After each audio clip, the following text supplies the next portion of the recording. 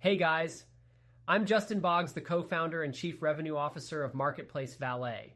We have been an Amazon seller since 2006 with over 400,000 reviews as a seller. I'm here to help you learn about Amazon, solve problems, and answer common questions. Today's video is about how to use Amazon's creative assets for ad creation. Let's do this. If you are following along from my screen, we'll be discussing how to use Amazon's creative assets for ad creation. To get started, log into your Seller Central account and navigate to the advertising section.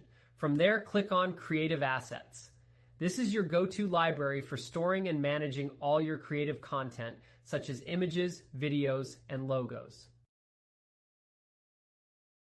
First, let's upload your assets. Click on Upload Asset and then choose the files from your computer. You can upload multiple assets at once, which is a great time saver. Make sure your files are high quality and meet Amazon's specifications for best results.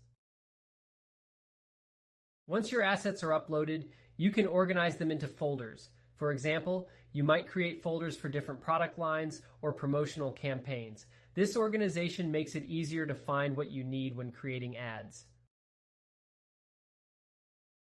To create an ad using your assets, go to the Campaign Manager and start a new campaign. As you set up your ad, you'll have the option to select images or videos directly from your Creative Assets library. Just click on the Add Media button and choose the appropriate files. Using Amazon's creative assets ensures your ads are visually appealing and consistent with your brand. It also saves time since you won't need to upload files every time you create a new ad.